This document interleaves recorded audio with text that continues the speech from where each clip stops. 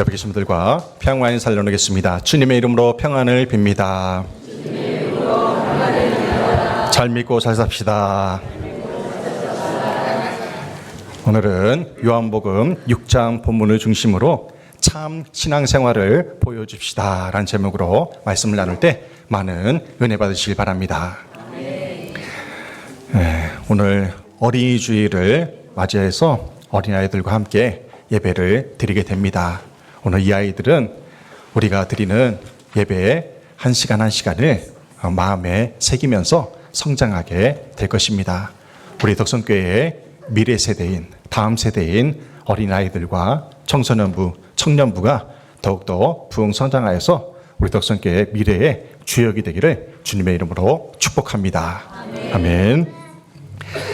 네덜란드에 렘브란트라는 유명한 화가가 있습니다. 렘브란트는 젊은 시절에 사랑하는 아내를 먼저 보내고 붓을 내려놓고 방황하며 그렇게 지냈습니다. 그러다가 극적으로 하나님을 인격적으로 만나게 되었고 그 후로 성화를 그리기 시작했어요. 하나님 말씀을 중심으로 그림을 그립니다. 렘브란트가 그린 유명한 작품 중에 우리가 잘 아는 탕자의 귀향이라는 그림도 있고요. 또한 갈릴리 바다에 폭우 속 그리스도라는 그림도 있습니다. 이외에도 수백 작품의 많은 유명한 그림을 남겼습니다. 하루는 렘브란트의 친한 친구가 이런 질문을 해요. 자네처럼 그림을 잘 그릴 수 있는 비결이 무엇인가? 그 비결을 알려달라고 렘브란트에게 질문한 거예요. 그때 렘브란트가 이렇게 대답을 합니다. 어떻게 그림을 그려야 하는지 묻기 전에 일단 붓을 들고 그리기 시작하게. 일단 그리기 시작하면 작품이 나온다는 것입니다. 우리는 어떤 일을 시작하려고 할 때 너무 신중하게 생각하는 경향이 있어요. 또 망설이다가 아무것도 하지 못하는 경우가 많이 있다는 것입니다. 운전면허를 딴 사람 중에 장롱 면허증을 가진 사람들이 많이 있어요. 여기 보면 그런 분들이 몇 분 계시는데 왜 장롱 면허증이 됩니까? 운전을 해보지 않아서 그래요. 그러면 그냥 장롱 면허증이 되는 거예요. 하나님을 믿는 우리 모두에게는요, 전도 면허증이 있습니다. 따라해 보겠습니다. 전도 면허증. 근데 이걸 사용하지 않으니까 그냥 장롱 속에 박혀 있는 거예요. 실제로 우리가 전도를 실천하지 않으면 주님의 제자로서의 삶을 살고 있지 않다는 반증이 됩니다. 나이키 브랜드를 아실 거예요. 이 나이키 브랜드의 슬로건이 뭐냐면요. Just do it입니다. Just do it. 이게 뭐냐면 그냥 해라. 망설임 없이 행동하라는 뜻이에요. 하면 된다는 것입니다. 주님이 우리에게 전도의 사명을 주시면서 이렇게 말씀하십니다. Just do it. 그냥 해라. 전도를 시작해라. 하면 된다고 말씀하십니다. 우리가 전도를 시작하기만 하면 무슨 일이 벌어지냐면요. 성령께서 우리에게 할 말을 가르쳐 주십니다. 그리고 상대방의 마음을 열어주시고 열매까지 맺게 해주신다는 거예요. 우리 덕성교회 홈페이지에 들어가 보면 창립기념주일 행사 사진이 담겨져 있습니다. 2019년도에 찍은 사진이에요. 저 때도 참 날이 좋았어요. 기억에 천막 치고 얼마나 기뻤습니까? 근데 20년, 21년, 22년도에는 코로나로 3년 동안 단체 사진을 찍지 못했습니다. 2023년도 창립기념주일 사진이에요. 참 많이 부흥했죠? 그리고 작년에 찍은 사진도 보세요. 참 많이 은혜가 되는 창립기념주일 행사였습니다. 교회는요, 건물이 아니라 사람입니다. 우리 김정현 장로님이 피를 토하는 심정으로 우리 덕성교회의 미래와 우리 교우들, 이 마을에 살고 있는 우리 교우들의 미래에 대해서 기도를 하셨어요. 교회는 건물이 아니라 사람입니다. 여러분 한 사람 한 사람이 모여서 주님의 몸된 교회를 이루게 된 것입니다. 지난주에 이런 말씀을 나눴어요. 유물은 제자리에 있어야 빛이 난다는 말을 나눴어요. 마찬가지로 교인은요, 교회에 있어야 빛이 납니다. 교인은 교회에 있어야 빛이 나요. 이번 한 주간 여러분의 구역 식구들과 신도의 회원들 중에 주님 품을 떠나 있는 지체들을 찾아가 만나시기 바랍니다. Just do it. 그냥 찾아가 만나면 돼요. 그리고 만나지 못하면 전화라도 하세요. 또한 전도 대상자들을 다음 주에 있을 창립 81주년 기념주일 예배에 초대하시길 바랍니다. 그리고 여러분의 흩어져 사는 그 자녀들도 다 초대하세요. 그래서 이제 앞으로 우리 덕성교회가 존치가 될지 또는 다른 터전을 마련될지 모르는 상황 속에서 우리 덕성교회를 사랑하는 그 마음을 함께 심었으면 좋겠습니다. 전도하는 방법 중에 가장 좋은 방법이 뭐냐면요, 밥 사주는 것입니다. 밥 사주는 거예요. 이런 유명한 말이 있잖아요. 목구멍이 열려야 귓구멍이 열린다. 목으로 들어가면요, 귓구멍이 열려서 마음의 문이 열려서 우리 한국 사람들은 정에 약하잖아요. 그죠? 그래서 양심이 있으면 오게 되어 있습니다. 다음 주 덕성교회 창립기념주일에 잃어버린 영혼들과 그리고 전도 대상자들과 온 가족이 함께 참여해서 하나님이 기뻐하시는 천국잔치가 되기를 주님의 이름으로 축원합니다. 아멘. 오늘 어린이 주일을 맞아서 2025년 세계 행복지수를 제가 검색을 해봤어요. 세계 행복지수. 세계에서 가장 행복한 삶을 살고 있는 나라가 어디냐면요, 핀란드입니다. 핀란드. 8년 연속 1위를 차지했어요. 대단하지 않습니까? 이 핀란드가요, 인구가 550만 명밖에 안 돼요. 1000만 명도 안 되는 이 나라가 8년 연속 자기들은 행복하게 살고 있다고 그렇게 대답을 해요. 왜 그런 거 아닐까요? 이 나라는 작지만 복지 수준이 최고입니다. 그리고 유대 관계가 좋고요, 사회를 그리고 정부를 신뢰하고 서로를 믿어주기 때문에 이 핀란드가 8년 연속 행복지수 1위를 차지하고 있어요. 우리나라는 몇 위일까요? 58위로 기록되어 있죠. 작년에 54위였는데 4계단 떨어졌어요. 아시아 국가 중에서도요, 대만이나 카자흐스탄, 베트남, 태국, 일본, 심지어 필리핀보다 우리나라가 행복지수가 뒤쳐져 있습니다. 우리나라가 못 사는 나라가 아니잖아요. 그런데도 왜 우리보다 못 사는 나라들보다 행복지수가 현저하게 낮은 것일까요? 설문조사 결과 행복지수가 높은 나라에 공통점이 있어요. 그게 뭐냐면 국민소득이 높고 복지 환경이 좋고 경쟁하지 않는 사회, 유대관계가 좋은 것, 그리고 질서의식이 높다는 것입니다. 이것이 선진국의 행복지수가 높은 나라들의 특징이라는 것입니다. 선진국에 가보면요, 세련됨이 있습니다. 세련됨이 있어요. 질서의식이 상당히 높고 문화적인 품위를 중요하게 여깁니다. 반면에 필리핀이나 중국에 가면요, 여러분들 조심하셔야 됩니다. 왜냐면요, 중국에 가서 놀란 게 뭐냐면, 제가 오래전에 갔었을 때 녹색 불인데도 사람들이 항상 주변을 경계하면서 가는 거예요. 차가 와서 칠까 봐. 만약에 녹색 불인데도 차가 와서 사람을 치면요, 누구 잘못일까요? 우리나라는 당연히 차 잘못이잖아요. 중국에서는 사람 잘못이에요. 차를 피하지 못한 사람이 잘못이라는 거예요. 이만큼 질서의식이 엉망이라는 것입니다. 선진국과 후진국의 차이를 만드는 결정적인 이유는 뭐냐면요, 보는 것이 다르다는 거예요. 보는 것이. 어려서부터 보고 자라는 것이 다르다는 것입니다. 선진국의 아이들은 어려서부터 질서 있고 세련되고 품위 있는 문화를 보고 자라기 때문에 행복지수가 높게 나타나는 것입니다. 참 교육이란 무엇일까요? 참 교육은요, 좋은 것을 보여주는 것입니다. 좋은 것, 아름다운 것을 보여주는 거예요.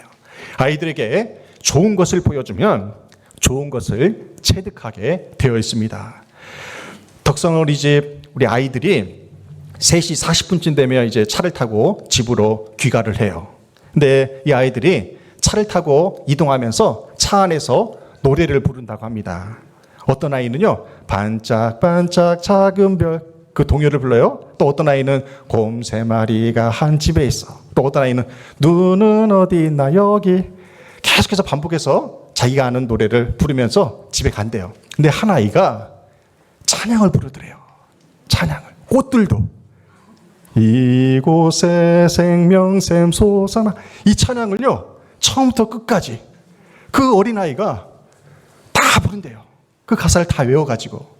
이 아이가 어떻게 꽃들도 찬양을 다 외워서 부를까요? 부모가 평소에 집에서 찬양을 많이 부르기 때문에 그래요. 많이 들려주기 때문에 이 아이가 찬양을 잘 부를 수가 있는 것입니다. 신앙은 체득되는 거예요. 어려서부터 배운 신앙이 평생을 좌우하게 됩니다. 오늘 우리는 우리의 자녀들과 교회학교 아이들에게 무엇을 보여주고 있습니까? 무엇보다 신령과 진정으로 예배드리는 모습을 보여주길 원합니다. 또한 질서를 보여주고 효도를 보여주고 따뜻한 사랑을 보여주길 원합니다. 다음 세대에게 참된 신앙생활을 보여주고 함께하는 것이 가장 좋은 신앙교육인 것입니다. 오늘 본문에는 우리가 잘 아는 오병이어의 기적의 이야기가 나옵니다. 오병이어의 기적은 예수님이 행하신 기적 가운데 사복음서에 공통적으로 나오는 중요한 기적의 말씀입니다. 예수님이 벳세다 빈들에 이르셨을 때 수많은 군중들이 말씀을 듣기 위해서 몰려왔어요. 예수님은 인간의 영적인 문제뿐만 아니라 육적인 문제도 해결해 주시는 분이십니다. 시대와 나라를 막론하고 먹는 문제가 가장 중요한 문제로 대두되고 있습니다. 예수님은 전능한 능력으로 수천 명을 한순간에 먹이실 수도 있었어요. 하지만 제자들이 이 먹는 문제를 어떻게 해결하시는지를 시험하고자 하셨던 것입니다. 그래서 주님은 빌립에게 5절에서 이렇게 말씀하십니다. 예수께서 눈을 들어 큰 무리가 자기에게로 오는 것을 보시고 빌립에게 이르시되 우리가 어디서 떡을 사서 이 사람들을 먹이겠느냐. 아멘. 예수님은 빌립에게 우리가 어디서 떡을 사서 이 사람들을 먹이겠느냐 이렇게 질문하십니다. 그러자 빌립이 이렇게 대답해요. 7절입니다. 빌립이 대답하되 각 사람으로 조금씩 받게 할지라도 200데나리온의 떡이 부족하리이다. 아멘. 예수님 당시 한 데나리온이 노동자의 하루 품삯이었어요. 오늘날 노동자의 품삯을 하루 10만 원으로 계산하면요, 200데나리온은 우리 돈으로 2천만 원 정도 됩니다. 그곳에 모인 사람들을 한 끼 먹이는데 2천만 원의 돈이 필요해요. 빈들에 모인 사람들이 남자 장정들만 5천 명이라고 했어요. 그렇다면 거기에 있는 부녀자들과 아이들까지 합하면 못해도 2만 명 이상은 된다는 거예요. 2만 명 이상이 그 빈들에 모여 있는 것입니다. 얼마나 많은 무리들이 모여 있는 것입니까? 빌립은 예수님께 이렇게 말씀하시는 거예요. 말하는 거예요. 예수님, 이 2만 명이 먹일 사람들을 먹일 돈이 없습니다. 우리에게 2천만 원이 어디 있습니까? 그리고 이 많은 사람들이 한 번에 먹을 식당도 없습니다. 그렇게 단도직입적으로 말씀을 드린 거예요. 예수님이 12제자 중에 빌립에게 이러한 질문을 하신 이유가 있습니다. 그 이유는요, 빌립이 오늘 본문의 배경이 되는 벳세다 출신이었기 때문에 그래요.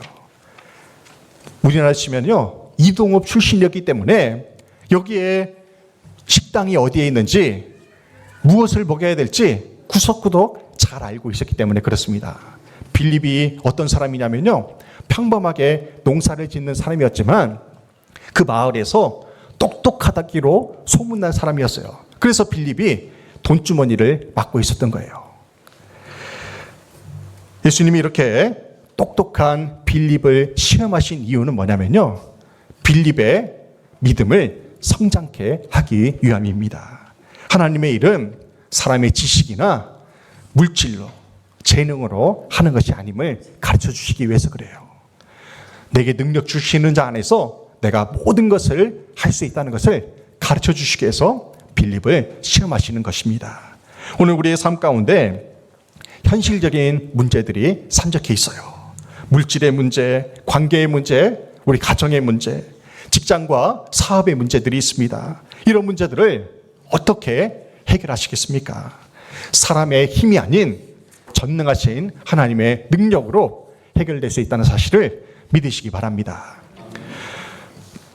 우리가 잘 아는 복음성가 중에 사람을 보며 세상을 볼 땐 찬양이 있습니다. 우리 1절만 함께 박수면서 찬양 부를까요? 사람을 보며 세상을 볼 땐 만족함이 없었네. 나의 하나님 그분을 뵐 땐 나는 만족하였네. 저기 빛나는 태양을 보라. 또 저기 서 있는 산을 보아라. 천지 지으신 우리 여호와 나를 사랑하시니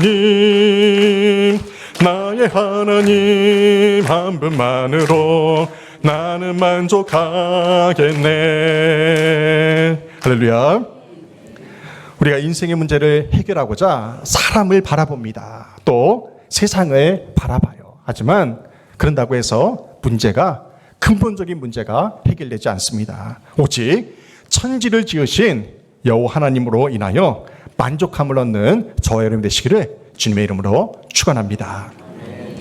제 아들이 2만 명이 넘는 군중들을 먹일 돈도 없을 뿐더러 양식조차 없다고 주님께 말씀을 드렸어요. 그러자 주님이 이렇게 말씀하십니다. 누가복음 9장 13절에서 이렇게 말씀해요. 너희가 먹을 것을 주라. 너희가 먹을 것을 주라. 말씀드렸잖아요. 주님, 돈도 없고 식당도 없습니다. 어떻게 이 사람들을 먹입니까? 먹을 것을 주라는 주님의 말씀에 제 아들이 침묵합니다. 그때 안드레가 그래도 주님이 말씀하실 때에는 무슨 이유가 있겠지 하고 주변을 찾아다니는 거예요. 혹시라도 먹을 것이 있는 사람들이 있는지 찾아봅니다. 그때 한 아이가 자신이 먹을 양식을 내어놓은 것입니다. 안드레가 주님께 나와서 조심스럽게 이렇게 주님께 말씀드려요. 6장 9절입니다. 여기 한 아이가 있어 보리떡 5개와 물고기 2마리를 가지고 있나이다. 그러나 그것이 이 많은 사람에게 얼마나 되겠사옵나이까. 아멘. 예수님 당시 아이들은요, 귀찮고 하찮은 존재였어요. 그래서 아이들은 인구수에도 포함되지 못해요.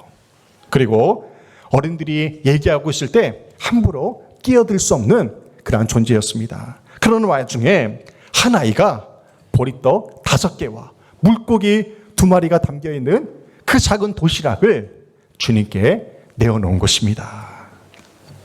안드레는요, 그 하찮은 아이가 주님께 바치는 그 물고기와 2마리와 보리떡 5개가 들어있는 그 도시락을 주님 앞에 내어놓은 것입니다. 우리가 생각할 때 물고기 2마리라고 하면요, 웬만한 크기의 고등어만한 그 생선이라고 생각할지 몰라요. 그런데요, 헬라어 원문에 보면 일반적인 물고기를 가리키는 익툭수 대신에 전문 용어인 옵사리온으로 기록되어 있습니다. 여러분들, 저 튀김으로 되어 있는 고기가 베드로피시거든요. 베드로피시. 성격이 굉장히 급하다고 해서 베드로피시라고 해요. 저렇게 튀겨 먹으면 굉장히 맛있대요. 나중에 이스라엘 가면 한번 드셔보십시오. 그런데 저렇게 큰 고기를 가리켜서 익투스라고 표현하고, 피라미와 같은 작은 고기를 가리켜서 옵사리온이라고 표현합니다. 옵사리온. 이 성경에 보면요, 작은 아이가 주님께 드린 물고기가 익투스, 큰 생선이 아니라 피라미와 같이 작은 옵사리온으로 기록되어 있다는 것입니다. 옵사리온. 여러분들 비올라 아세요? 비올라? 비올라는 큰 그런 악기거든요. 거기에다가 접사 인을 붙이면요, 그것이 바이올린이 되는 거예요. 바이올린이. 바이올린은 작잖아요. 그죠? 이게 마찬가지예요. 비올라의 지소사가 바로 바이올린인 것입니다. 비올라는 큰 악기고 바이올린은 작은 악기. 마찬가지로 익투스가 큰 물고기라면 옵사리오는 작은 피라미와 같은 물고기나 아니면 생선 조각이라는 거예요. 그러니까 어린아이가 주님께 드린 물고기 2마리는 큰 고기 2마리가 아니라 생선 조각 2조각이나 아니면 피라미 2마리와 같은 작은 것이었다는 것입니다. 기껏해야 초등학교 되는 그 어린아이가 먹을 도시락, 작은 도시락 하나를 주님께 드린 것입니다. 그래서 안드레가 아이가 드린 도시락을 주님께 드리면서 이렇게 말하는 거예요. 그러나 이 작은 것이 이 많은 사람에게 얼마나 되겠습니까? 이것으로 턱없이 부족합니다. 부정적으로 안드레가 말씀을 드린 거예요. 그런데 어린아이가 주님께 오병이어의 그 작은 도시락을 주님께 바치자 무슨 일이 일어났습니까? 주님이 그 도시락에 축복 기도하시자 2만 명의 군중들이 먹고도 12광주리가 낳는 기적이 일어난 것입니다. 할렐루야. 12광주리가 남는 기적이 일어났어요. 하나의 작은 믿음이 오병이어의 기적을 일으키는 시발점이 된 것입니다. 여기 한 아이가 있어. 여기 한 아이가 있어. 여기에 여러분의 한 아이에 여러분의 이름을 넣어서 한번 얘기해 보세요. 여기 진영이가 있어. 다시 한번 해보세요. 여기 진영이가 있어. 이것이 믿음입니다.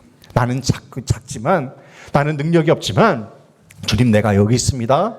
나를 사용하여 주옵소서. 그렇게 주님 앞에 내어드릴 때 주님이 우리를 사용해 주신다는 사실을 믿으시기 바랍니다. 언젠가 가피풀에서 북한의 교회는 살아있습니다 라는 메일을 받은 적이 있어요. 북한의 교회는 살아있습니다. 북한의 호텔에서 구두 닦기를 하고 있는 소년이 있었어요. 그 소년이 외국인이 호텔에 들어오자 그 외국인의 구두를 닦아주겠다며 접근을 해요. 그러면서 그 아이가 그 외국인의 손을 덥석 잡습니다. 그러자 외국인이 놀래가지고 손을 떼려고 하는 순간에 이 아이가 그 외국인의 손바닥에다가 십자가 성호를 그리는 거예요. 아무도 모르게 십자가 성호를 그립니다. 그래서 이 외국인이 깜짝 놀라요. 이 외국인이 누구냐면요, 직업 선교사였던 거예요. 사업을 하는 사람인데 북한을 드나들면서 그의 기도 제목이 뭐였냐면, 북한을 드나들면서 예수 믿는 사람들을 만나서 그들에게 도움을 주는 것이 자기의 사명이었다는 거예요. 사업을 크게 하면서. 그런데 그 아이가 자기의 손바닥에 십자가 성호를 그리는 모습을 보면서 이분이 감동을 해요. 그래서 그 아이에게 물어봅니다. 내가 너에게 무엇을 해줄까? 그러자요, 이 아이가 뜻밖의 4가지 요구를 합니다. 그 요구가 감동적이에요. 첫째는 뭐냐면요, 호텔에서 번 돈에 11조를 가져가 주세요. 목사님이 없으니까, 교회가 없으니까 11조를 선교사님에게 드리겠다는 거예요. 선교사님의 교회에 헌금해 달라는 것입니다. 두 번째는 세례를 베풀어 주세요. 세 번째는 성만찬을 베풀어 주세요. 네 번째는 좀 더 좋은 성경책을 주세요. 할렐루야. 어떻게 그 아이가 이런 믿음을 가지고 선교사님에게 이런 요청을 할 수 있겠습니까? 소년의 큰 믿음에 선교사는 감동의 눈물을 흘렸다고 해요. 아직까지도 북한 땅에 희망이 있는 것은요, 생명을 걸고 신앙을 지키는 20만 명 이상의 지하교회 교인들이 있다는 것입니다. 그리고 그 부모의 신앙을 본받아서 죽으면 죽으리라 그렇게 신앙생활하는 어린아이들이 있다는 것입니다. 교육이란 무엇이라고 했습니까? 좋은 것을 보여주는 것이라고 했어요. 오병이의 주인공은요, 어찌 보면 그 한 아이가 아니에요. 주님께 작은 도시락을 드린 그 한 아이가 아닙니다. 나누고 베풀고 섬기는 것을 가르쳐준 누군가라는 거예요. 누군가가 그 아이에게 나누는 것을 보여주었다는 것입니다. 그 누군가가 부모일 수도 있고요, 학교 선생님일 수도 있고, 교회학교 선생님일 수도 있다는 것입니다. 오병이어를 드린 그 아이 뒤에는 아름다운 것을 삶으로 보여준 누군가가 있었습니다. 여러분의 자녀들과 후손들에게 교회에서 봉사하고 헌신하는 모습을 보여주시길 바랍니다. 다음 세대에게 성경을 읽고 기도하는 모습을 보여주시길 바랍니다. 오늘 보면 12절 말씀을 함께 읽겠습니다. 12절입니다. 그들이 배부른 후에 예수께서 제자들에게 이르시되 남은 조각을 거두고 버리는 것이 없게 하라. 아멘. 예수님은 왜 남은 조각을 버리지 말고 거두어 두라고 명하셨을까요? 그 남은 조각이요, 낮은 자들을 섬기는 도구가 되어서 또 다른 오병이어의 기적이 될 수 있다는 것입니다. 오병이어를 드린 어린아이처럼 내게 있는 작은 것을 주님께 내어드릴 때 우리의 삶 속에서 또 다른 오병이어의 기적이 일어나게 될 줄로 믿습니다. 5월 가정의 달에 우리의 다음 세대에게 하나님을 사랑하고 이웃을 사랑하는 모습을 보여주길 원합니다.